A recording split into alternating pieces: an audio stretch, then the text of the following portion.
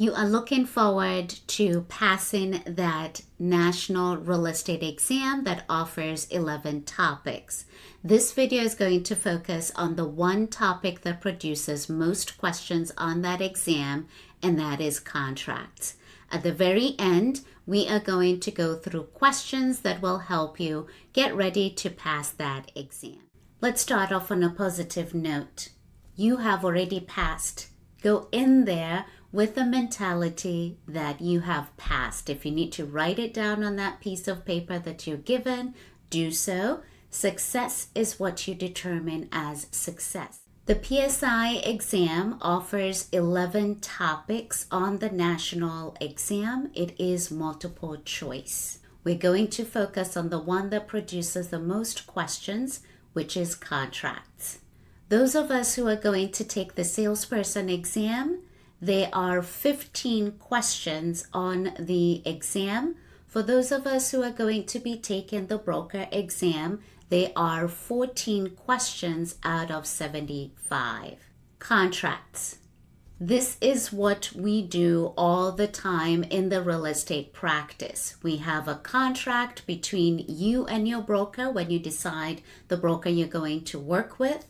You have a contract between you and your future landlord, seller, tenant, or buyer.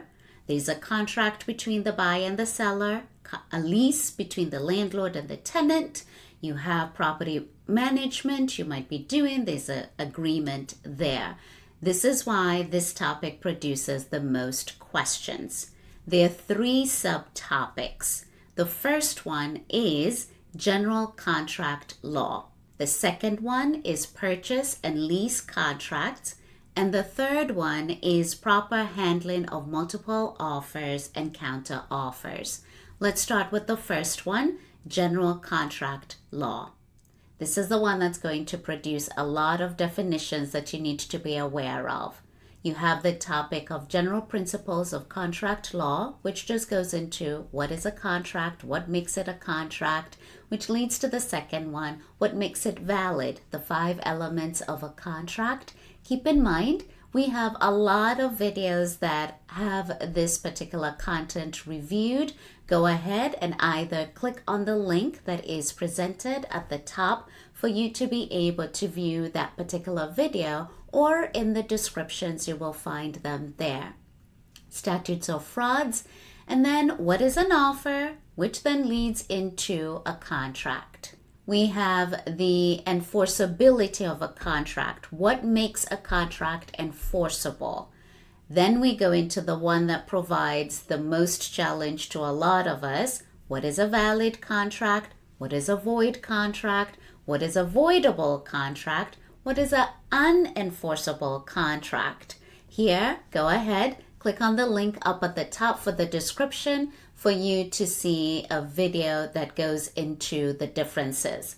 We then go into bilateral contract versus a unilateral contract, and then option agreements, which are unilateral, one-sided, let's say from the landlord to the tenant, giving them the option to buy.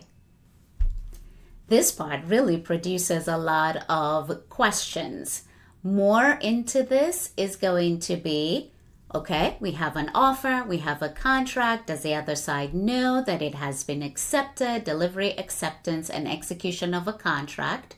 And then we go into, some of us are fortunate to be able to have devices that we are able to sign these documents.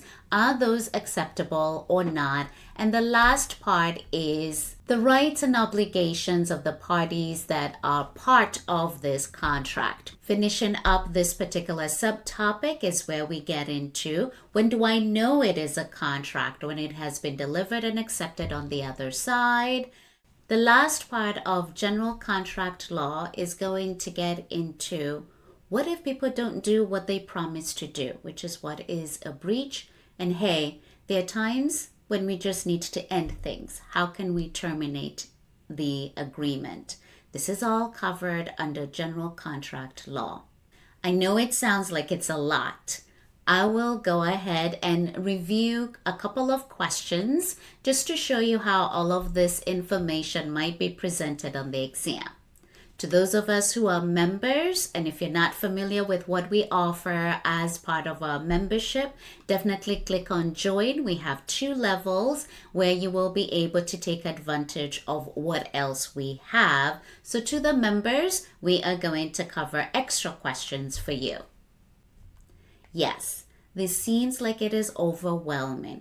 There are 15 questions, once again, on the salesperson and 14 on the broker exam. So what we're going to do at the very end, we are going to review some questions that you might see on the PSI exam or to get you ready for that.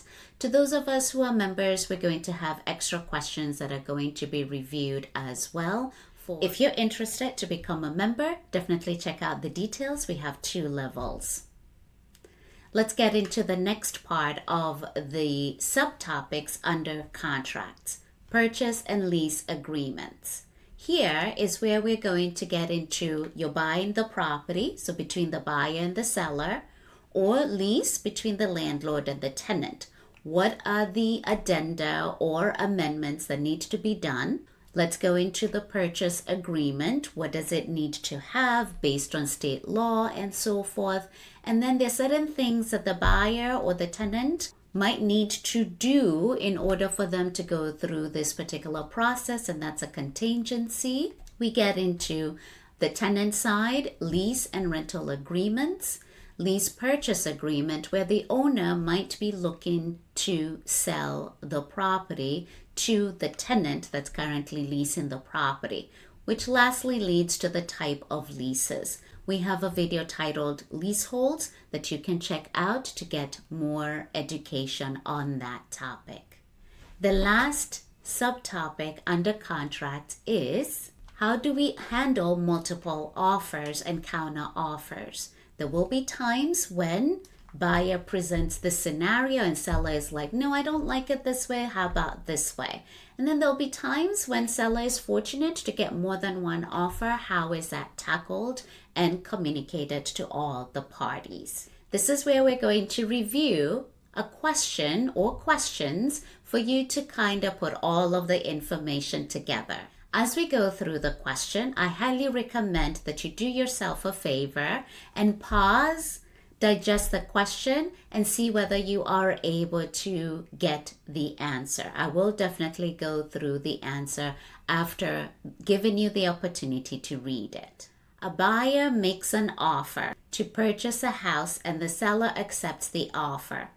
However, before the salesperson can inform the buyer of the seller's decision, the buyer delivers a written notice that she is opting out and canceling the agreement.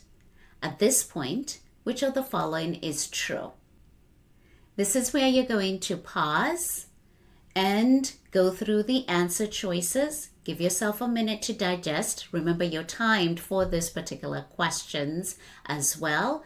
You get 90 minutes on the national part. This is the answer. Now let's see why.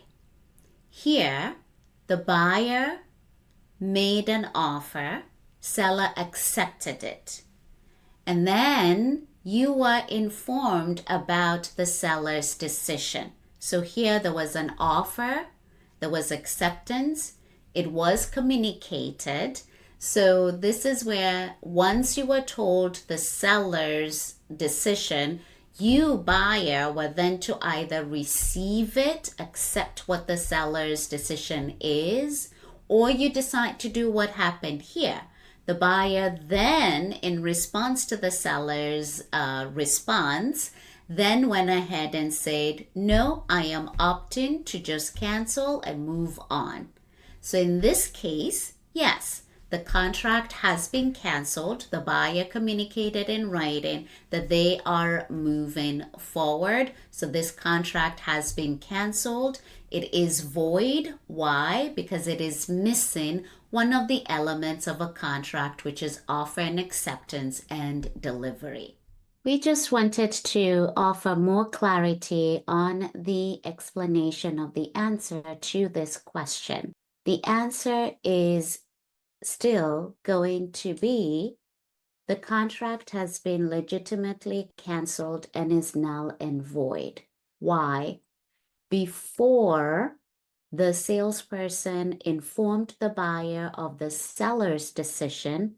The buyer delivered a notice that they are canceling.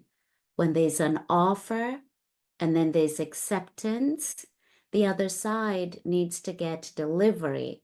When before that delivery was done, the buyer canceled. So now we don't have a contract in place. It is missing offer and acceptance, which then followed upon with delivery. In this case, before that was delivered, the buyer canceled. Let's see how you do on the next one. Here, this is a shorter one. Again, take the moment to pause and see whether you can go through the question. Which of the following is not an essential element of a contract?